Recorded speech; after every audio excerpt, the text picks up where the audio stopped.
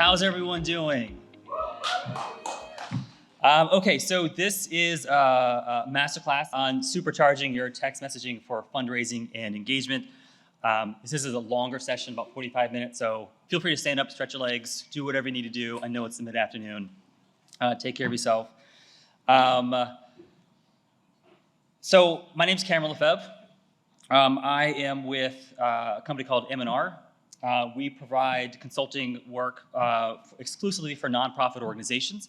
We provide a wide variety of services from digital fundraising to movement building to message and brand development.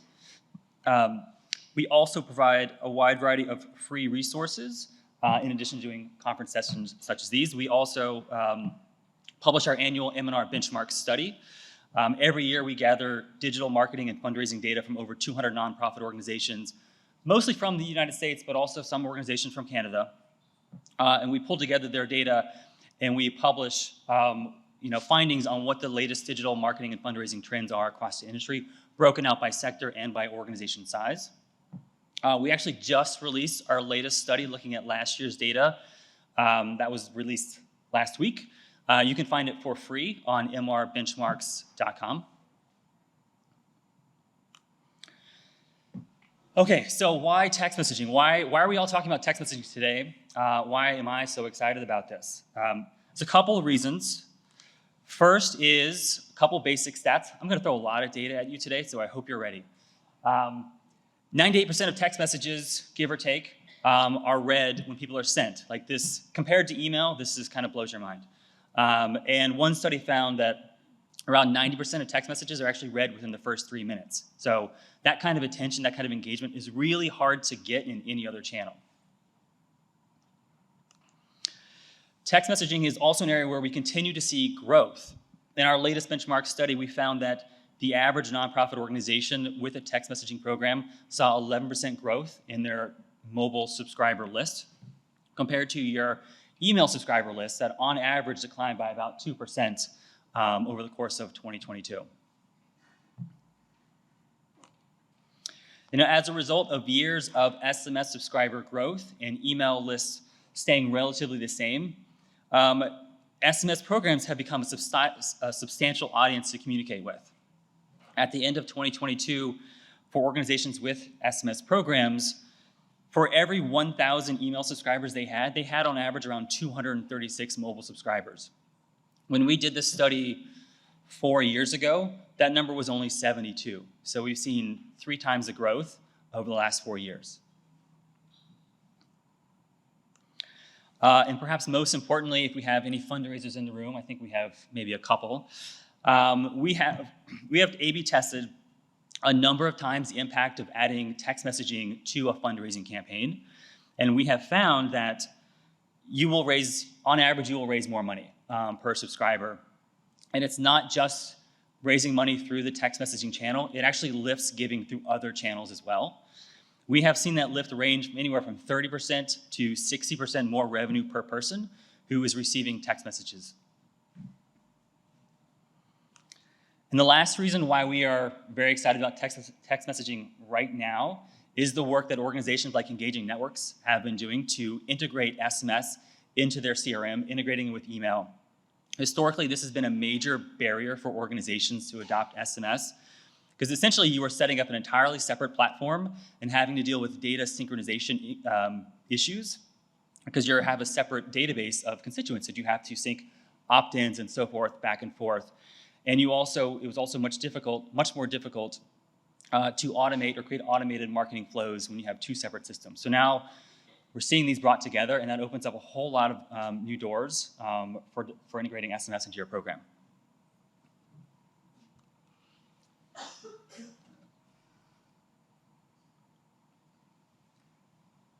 Okay, so 3 things I want to cover today. One is just growing your SMS list. Like if you're starting from scratch, what are the ways you can grow your list?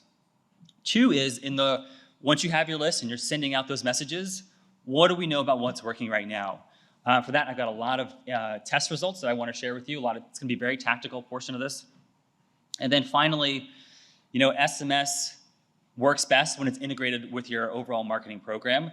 It's not intended to be just a silo on its own. So I want to give you a couple examples from organizations that we work with on how they are integrating SMS as a part of a larger multi-channel, omni-channel marketing and fundraising program. All right, so growing your list. We're going to start off with the basics. As we just talked about, you'll have one or more keywords that people can use to opt in. You'll want to have that keyword, connect, join, support, whatever it is.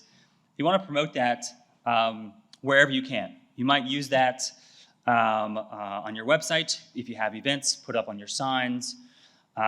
If you have marketing materials, direct mail, all things you can consider adding it to. A couple of notes. I do recommend keeping it simple. The keyword itself, simple, easy to spell, easy to remember, easy to type. Since it is case sensitive, I would actually recommend adding capital, like a couple versions, like all case, all uppercase, all lowercase. I actually tried the scavenger hunt text in earlier today, and it didn't work because I just did all lowercase. And I did, you don't know that when you're trying to join. So think about having different iterations of your keyword to make it easier to opt in. Next, as was already mentioned, you want to incorporate this on your forms on your website. We generally recommend including it in most places, if not everywhere. This can include donation forms, advocacy or petition forms, your general email sign-up forms. One of the questions that we get often, and I think was just mentioned earlier, is should you actually add the mobile phone field to your donation form? Is it going to harm your conversion rate? Well, we've tested that for one organization. Here's an example of their form, their contact fields. On the left-hand side, there's no phone field at all. On the right-hand side, we added it next to email as an optional field. And what we found is that there was no statistically significant difference in form conversion rate for this organization in this particular test. Like, your mileage may vary. And in the end, what we found is around 1 in 10 donors provided their phone number when making their donation. Oh, sorry. So another place to grow your subscriber list is by asking your email subscribers. And a low-key way of doing that is putting it in the footer of your email messages. Here are 2 examples that we came across. And the one on the left, it's actually positioned as sort of like a fallback if you're thinking about unsubscribing from somebody's email list. They listed here and saying, if you only would like to receive our most important messages, why don't you sign up for SMS instead, because it is a lower volume than emails that you're going to receive. You can take a more direct approach for asking people to sign up for email, or signing up a more direct approach for asking your email subscribers to sign up for SMS. So we have 2 examples here that we tried. The one on the left was text the keyword join to the short code. And then the one on the right, asking somebody to click in the email to take you to a landing page where you could provide your phone number, maybe your name and email address just in case. Just a curious show of hands, who thinks the text to join won? I see some shy hands. We can go ahead and stick them up. It's okay, I'm not judging. Who thinks the submit a form approach won? I think somebody raised their hand twice. I don't know. Actually what we found is that sending people to a separate form had a much, much better conversion rate. Again, in this particular test, 91% higher conversion rate compared to asking people to text to join. It was a little surprising.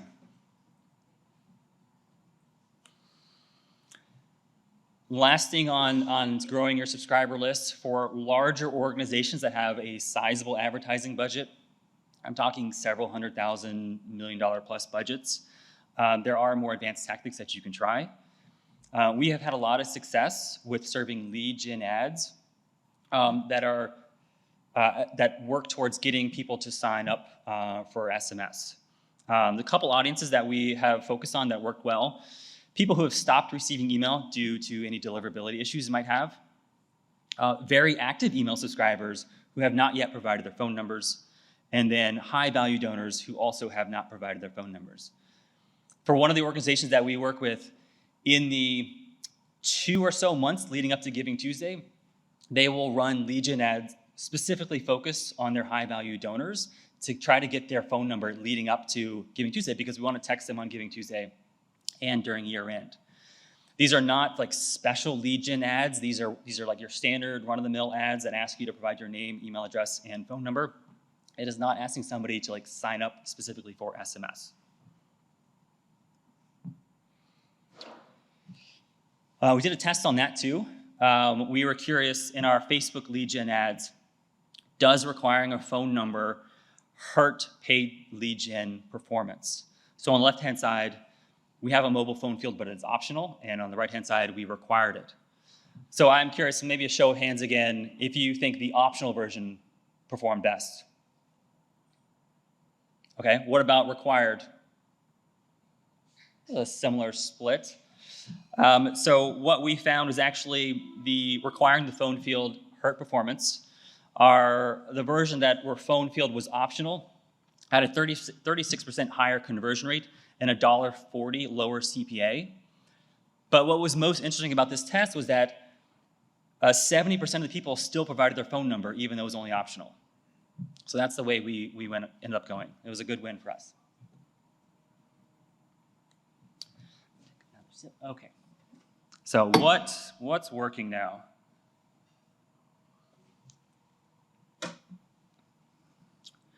So I'm going to start off showing some of the interesting data we found in our annual benchmark study. Give you a sense of what organizations are doing right now in terms of volume. In 2022, nonprofits in our study sent an average of 21 text messages per subscriber over the course of the year. This is only about a third of what they're sending over email. Even though it is only a third, that rate of communication, that sending is growing rapidly year over year. From 2021 to 2022, we saw significant increases in fundraising text messages and advocacy text messages that were sent. Those grew about 28 to 29%. Slight growth in event-focused text messages, around 9%, and then all other messages were down about 14%. In terms of how many text messages people are receiving per month, the average is around 1.5 over most of the year. Things do pick up in the last 2 months of the year because of Giving Tuesday and because of end of year. Our participants skewed heavily towards the United States audience. Last year was an election year, so a lot of organizations were kind of amping up messaging around that, so that's why November is a little higher compared to December. But on average, organizations are sending about 1 to 2 text messages per month. The last stat from our study is the typical opt-out rate for text messages. On average, it's around 0.7, 0.75 for messages that ask you to click for a fundraising action or an advocacy action. It's a little lower if you're asking somebody to make a call to a representative. That's around 0.5%. But I want to put this out there because opt-out rates for email are notably higher than email opt-out rates. It's about 3 to 4 times higher. So don't be surprised if you're starting out and you're worried like, oh my God, this is so much worse than email. Okay, so let's start talking to folks over SMS. If you are just getting started, a typical onboarding experience that we might recommend is around 1 to 3 messages, or 2 to 3 messages sent over, say, 1.5, 2 weeks. We would start off with a welcome message sent usually the day of that somebody signs up. We want to get that immediate response to welcome them. Anecdotally, we find that text messages that are signed by human beings, like people, performed better than if you're signing as the organization or if you're not signing at all. I don't know if you've actually A/B tested that, but that's kind of what we're hearing works best.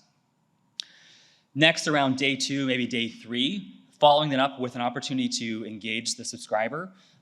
We do questionnaires or surveys to get them to click through and provide a little bit more information about themselves.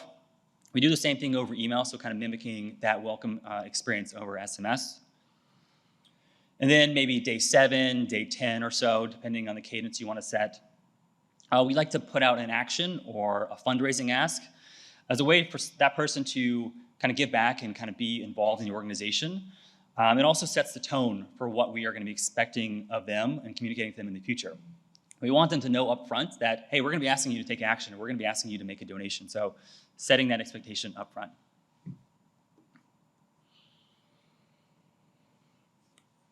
In terms of what to send each month, as I mentioned already, on average, we would recommend 1 to 2 messages, maybe 3 messages, depending on the month. We like to have a mix of messages. Some focus on calls to action, some focus on providing information or resources, educational content, something to help kind of give back and give them a reason for being on the SMS list rather than always just asking for them to do stuff for you. A couple of examples of engagement messages that we have found to work well: quizzes, polls, and kind of more educational content. So in the first example is a quiz. So it's basically, in this case, it's a statement, and where you're asking the subscriber to say true or false. Is a statement true or false? You reply back with the true or false keyword, and it triggers a response. That's your engagement, but also kind of keeps them engaged in the issues that you're working on. Similar approach for a poll, but instead of true or false, you're giving them maybe a question and asking them to respond yes or no. You can give other options. Another great way to keep people engaged in your program. And the last one is an example we found from Food and Water Action. We just found this one. I don't know if they're here. This one is more educational. It's introducing an activist named Ginny, telling a little bit about her story, and then asking you to reply with the keyword fight. And then once you do that, they'll send you more information about her just to learn more and feel a little more engaged. So we've actually tested what's the best way to initiate a quiz over SMS. Like, this question was alluded to earlier, I think, in the context of fundraising. I don't know if we've specifically tested this in fundraising, but we've done it in cultivation. So on the left-hand side, we just provided a link to the quiz. Say, click here to take our quiz. And then on the right-hand side, we provided the first question in the SMS, asked for the response, and then once you respond with your answer, we tell you whether you're right or wrong or whatever the response is, and then a link to the full quiz. Who wants any guesses? Who thinks the link to the quiz worked best? Oh, nobody wants to guess anymore? Okay, who thinks the first question over SMS worked better? Yeah, that's what we thought too. The first question over SMS, I think, got a slightly more initial responses, but when you think about, our goal was to get people to, I think in this case, the goal was to get people to fill out the form. And in that case, just providing the link first yielded far more form submissions, 347% more conversion rate. This is what I love about SMS, is that it's so easy to set up and run tests because the production work required is much less than email. You can do it very quickly. You usually get your results back pretty quickly as well. So I'll mention later, like, this is one of our clients. They actually do a lot of testing in SMS first before deciding whether they want to roll it out in email or even test it in email, because SMS is even a lighter lift for testing. Okay, so questions about when to send fundraising text. Similar approach to email. If you're doing email fundraising, we find sending it on the final day of a fundraising campaign works best. We actually A/B tested this because one of our clients was curious. They sent it on the first day of the campaign versus the last day. No real surprise, last day won. In terms of time of day for sending text messages, right now we find organizations are sending them throughout the day, maybe a little bit more so in the afternoon and kind of the evening.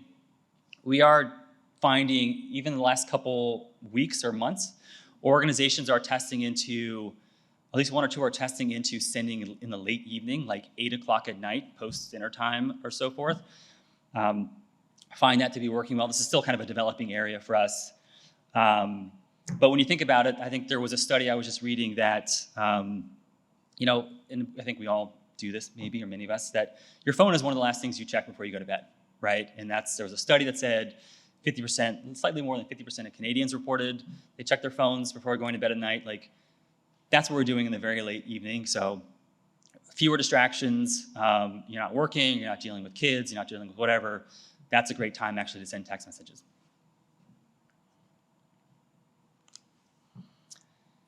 All right, so I mentioned earlier, on average, 1 to 2 text messages per month, but you can certainly push those limits if you feel adventurous. We did that for one of our clients. Every year they have a membership drive over the course of a full month. And at the time, they were sending 4 text messages over the course of that campaign. This is a multi-channel campaign, email, ads, web, I'm sure direct mail as well. They were sending 4 text messages already, and they wanted to really amp that up. So we sent 9 text messages.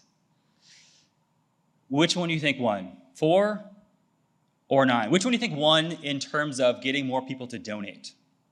Who thinks 4 won? That was a lot of hands. Who thinks 9 won? All right, we're still kind of mixed.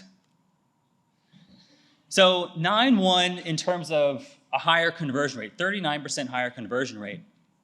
But as we have found, at least when our testing an email, there is a point where you're sending so much that your opt-out rate increases so dramatically that it potentially offsets the gains you might be getting from conversion rate. So tread lightly when you're thinking about going really high volume, unless you have like a really good reason to be communicating that often with people.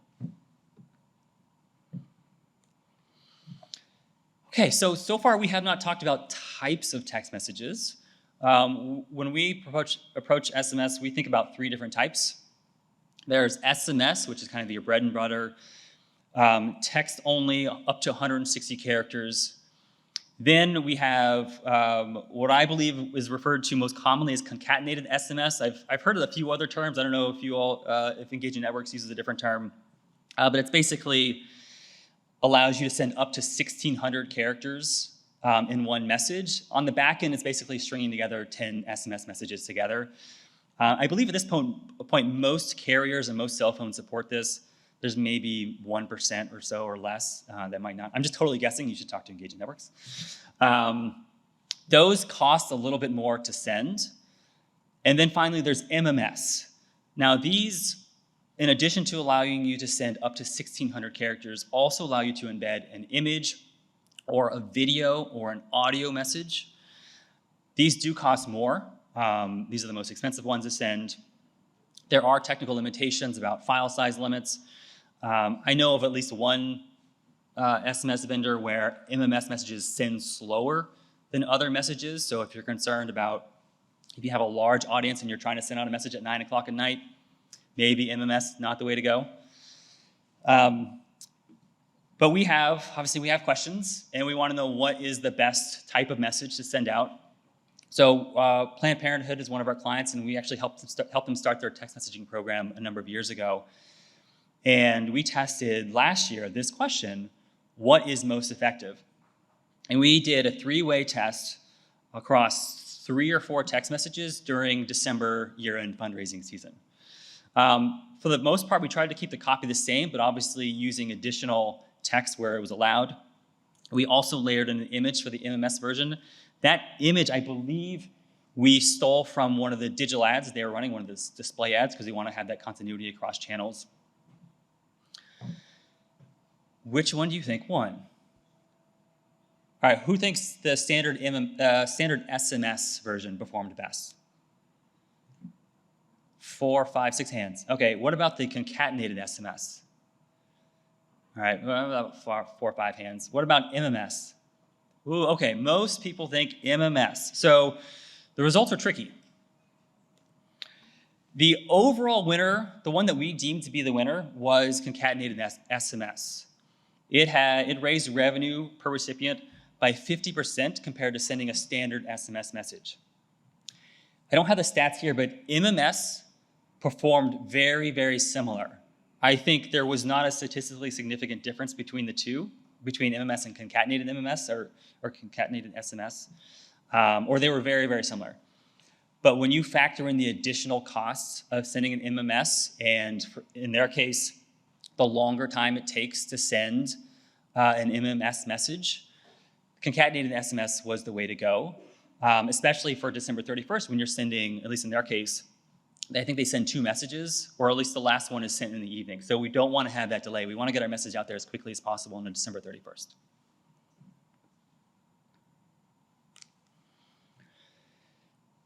So we like to borrow a lot from our email channel. There's a lot that can be translated over to SMS.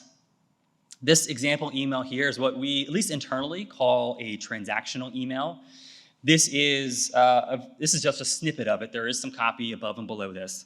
But there's a very matter of fact where we're stating, here's your name, maybe here's your email address, here's your member number if you have one, here's your donor status, are you a lapsed donor, or have you never given before?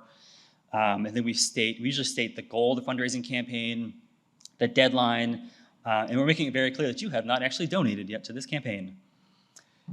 These emails are typically the best performing or one of the best performing emails in the email campaigns that we run.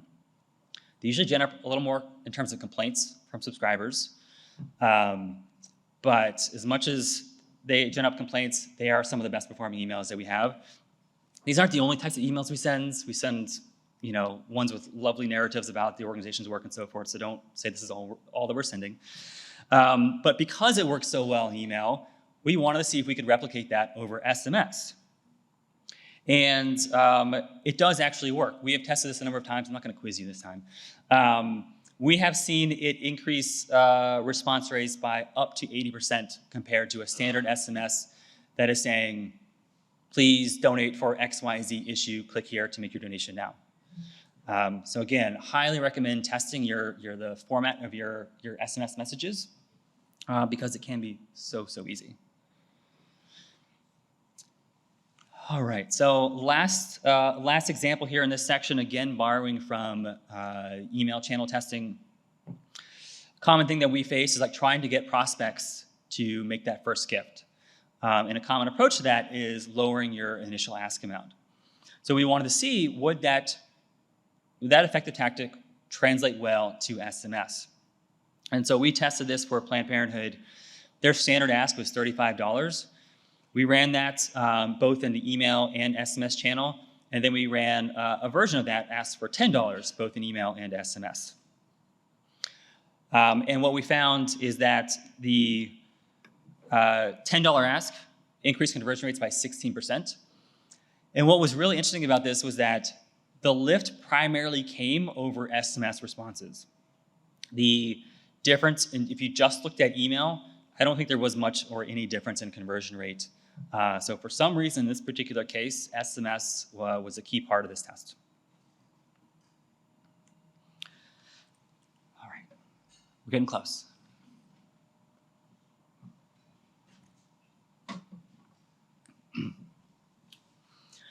All right, so like I said, SMS is not intended to exist at its own siloed channel. We want it to be integrating and supporting other channels. So I've got a couple examples from organizations we work with to give you a little bit more real world how they're incorporating it.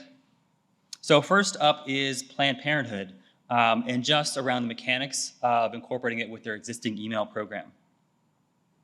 And as I mentioned earlier, we helped them start their text messaging program. This is about 7 or 8 years ago, so they have had time to kind of work out a lot of the kinks and develop a more mature program.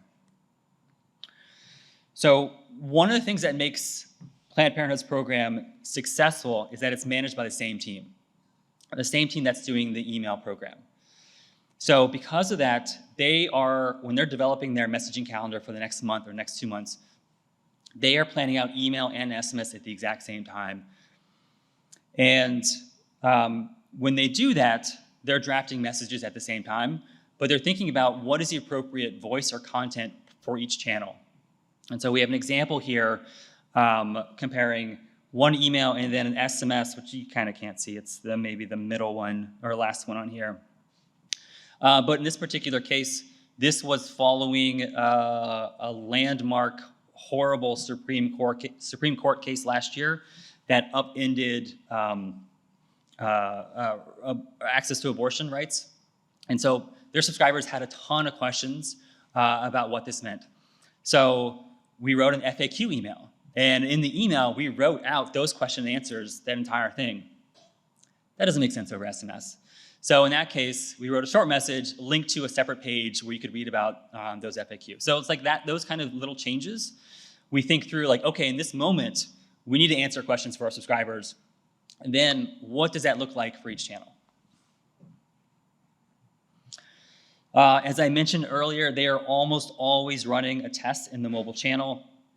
Setting up text messages and test messages are much easier to do over SMS. That's a great way to start and to try and ask before rolling it out and making a bigger commitment over email. Something that works really well for our clients is that timely, relevant content is especially effective on mobile. Some organizations have really true rapid response moments. There are natural disasters, unfortunately horrible things in the world, and your organization is getting out there quickly, either to get volunteers or to raise money or to take action. And we find that SMS is a very effective vehicle for getting that message out there quickly, not just because you can write a message faster, you can set up and send a message faster, but also because we are starting to see better responses over SMS compared to email. If you have a pre-planned fundraising campaign, you'll have like a baseline email fundraising response rate and a baseline SMS fundraising response rate. When you're looking at those, when you're sending email and SMS during those emergency rapid response moments, the SMS, we're seeing 3 times more revenue than we do than a pre-planned campaign. Whereas email, we're not seeing that type of 3x growth in those rapid response. Emails still perform better in rapid response moments, but we're seeing even better response to SMSs that are sent in those rapid response moments. And then to wrap it up for Planned Parenthood, text messaging is now a vital component of their communication stream. They're using it for advocacy, fundraising, engagement, in-person event recruitment. Nearly every fundraising campaign includes a text messaging component right now. To not do that is basically leaving money on the table. And for them right now, they're finding that a single text message can raise about as much or more as a single fundraising appeal, because they've been working on their program for that long. It's that big. Okay, second example is from Union of Concerned Scientists, specifically their membership renewal drive. We talked already about multi-channel, omni-channel campaigns. That's basically what I have here, so I won't go into a tremendous amount of detail. But basically, they have incorporated that into their membership renewal drive. Here's that email I showed earlier. So that may be something you receive over email. Sorry. And then on their website, if you go to the website, you see the same ask. In this case, it's specifically targeting lapsed donors. So over email on the website, asking them to renew. We also layer in digital advertising, specifically targeted to people who haven't donated yet with that same renew ask. And now they've layered in text messaging. Again, same ask, renew your support. And since they have moved to this kind of multi-channel renewal campaign, they've seen their revenue grow by about 57% compared to previous efforts. All right, final example, and then we'll have some questions. So last example is from the League of Conservation Voters Victory Fund. Back in 2020, previous major presidential election campaign in the United States, we wanted to help the Victory Fund test targeting mid-level donors and prospects with a new strategy that was designed, what we call like a surround sound marketing program, with a focus on elevating the Victory Fund's brand and demonstrating the impact of the Victory Fund to their mid and major donors and mid and major donor prospects. The idea being if they could see more clearly the impact that this organization was having, that they would be more likely to give. What was interesting is that none of that messaging, I believe none of that messaging in that campaign had a fundraising ask. It was all cultivation, showing the impact of the organization. Now, the reason why we devised this kind of surround sound campaign is that we had done some research in the past for similar organizations about where we can reach mid and major donors. So we did this big channel analysis, and we found that through one-to-one email, like through gift officers, around 80% of donors for this particular organization, major and mid-level donors and prospects, were reachable via one-to-one email through gift officers. But when you start getting to mass communication channels like mass email, even SMS, display ads, Facebook, Twitter, LinkedIn, the percentage of your mid and major donor prospects and donors that you're able to reach is much, much lower in any one channel. 50%, 20%, 30%, even in the teens, right? So just relying on one additional channel is not going to cut it. You need to really branch out and cover as many channels as possible. And so that's what we are doing for the LCV Victory Fund. So here's some examples. For example, when they had really prominent news coverage in the Washington Post, a major news publication in the United States, we actually amplified that story over SMS and paid ads. We actually ran paid ads to put this article in front of mid-level donors and prospects. And the ad didn't even link to LCV, to the LCV Victory Fund. It actually linked directly to the Washington Post article, as did the text message. And what we found is that by using these channels to kind of convey the impact and the effectiveness of LCV's Victory Fund in the election effort, they saw a 100% increase in revenue raised per person for the audience that was receiving this treatment. This is actually an A/B test that we ran, so this is demonstrated impact by doing this. So, you know, when you're thinking about your text messaging program, it's not just that immediate ask for money or for action. Think about how you can leverage it for cultivation, donor stewardship, demonstrating the impact of your organization, engaging your subscribers. And that's what I have for today. Thanks so much. Sure. Yeah, so as Kat said when we were coming on, the Masterclass was something that we wanted to try out to give you a bit more space, and it seemed like it was very well worth it. There was a lot there. I hope so. Was that useful? Yeah. It's okay to say no. It's not. Well, I think one of the things kind of coming away from that is that is a lot of information, but it's a lot of people thought long and hard. I mean, when you're talking about Planned Parenthood, you know, their SMS program is 8.5, 9 years old at this point, right? I mean, so if you're not doing it right now and you're looking at Planned Parenthood, I think that's one of the things you got to keep in mind when you're trying to start, potentially. Yes, it certainly has taken a while to grow SMS programs. We've gotten a bit better about understanding how to grow your list, from keyword placement to paid ads and so forth. So I think the growth is probably going to happen faster now if you're starting now versus organizations that were trying 10 years ago. But if you're thinking about what's the ROI of starting a text messaging program, I do think you need to think multi-years ahead. I think you might see, like if you start a text messaging program now and you're going to use it during end of year, you might get really good response rates during year end. But when the actual revenue that you're going to get versus the effort you're putting in, I think you have to be patient because you really have to grow that audience over time to realize real revenue from it. I mean, it's the same as that if you were just to set up a peer-to-peer DIY site and just like assume money is going to happen because of that, like that's not accurate, right? You have to have a strategy and a program and people running those things and driving and making decisions. Absolutely, yeah. It does take a bit of planning. And I was talking to somebody earlier about, we were kind of getting around this idea of the order in which you invest in new things. So we were talking about TikTok, right? Like, should you be jumping on TikTok? But no. I'm like, that's kind of the new cool thing. But, if you haven't done these 10 things before that, I don't know if that's the next thing. So text messaging might be the next thing for you. It might not. I think that's going to be a judgment call that you have to make if you're ready to do that. Because as I showed, the organizations that are doing this most effectively are already having those kind of integrated multi-channel campaigns where they're just talking about layering in one more channel into that rather than adding in a new siloed marketing channel.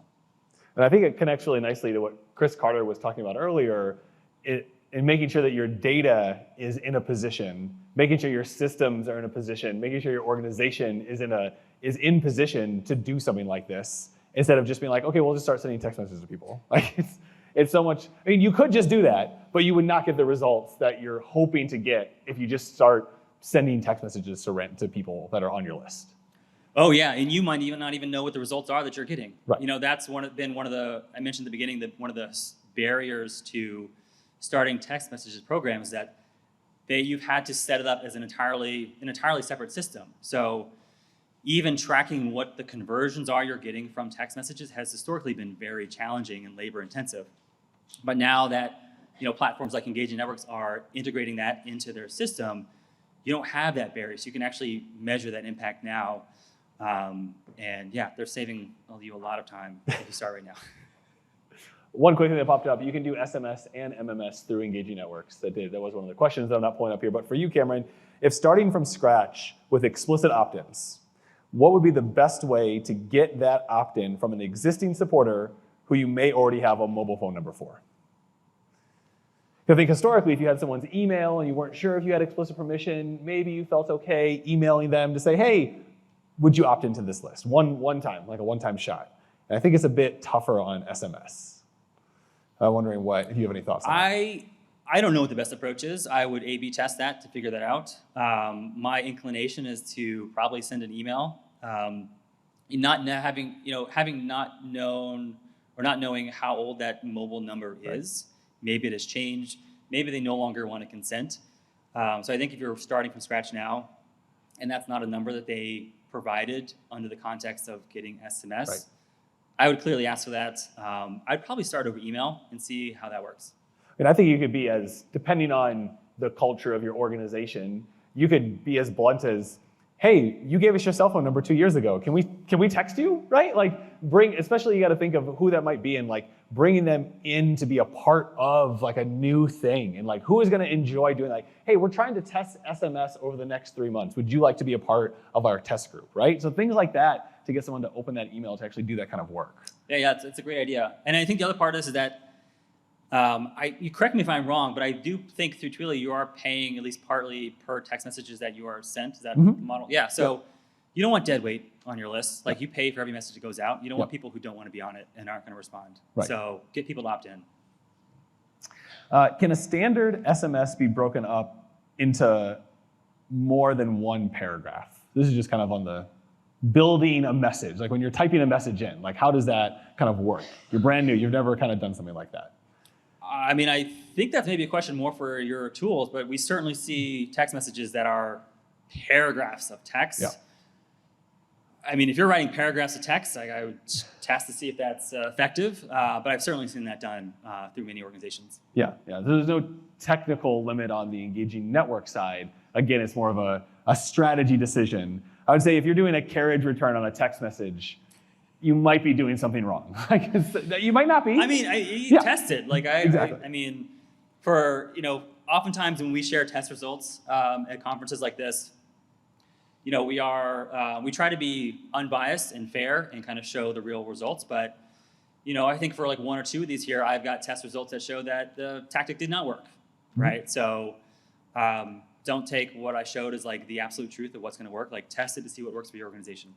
Well, that's one of the things that I really like about M&R is when you all are going to test something, you say, this is what we're going to test, this is what we expect, and then you let us know if it worked or not, right? And I think a lot of places are they only tell you all the things that actually worked. And I'm like, well, I actually got one of the things that didn't work as well, because importantly, and I think M&R would say this, Press Riots, Candela, any of the folks that are here would tell you that, is like testing for your organization and what you do and what your group is, right? You could look at the M&R benchmarks all day and just say, oh, we're just going to do all the best practice things on the M&R benchmarks. But it's like, if that doesn't work for your constituency, then it doesn't matter. It can be a really great starting place, but it's not the end-all be-all, and you're going to have to test those things. Absolutely, yeah. The test results, the benchmarks, those are all intended as guides and sources of ideas for you all to use and see if it works for your program.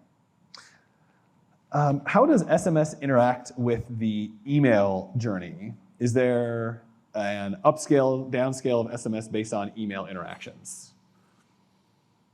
And I think this kind of goes to the omni or, if you're not there, like multi-channel approach to utilizing SMS, and as you were saying, making sure you don't silo it out.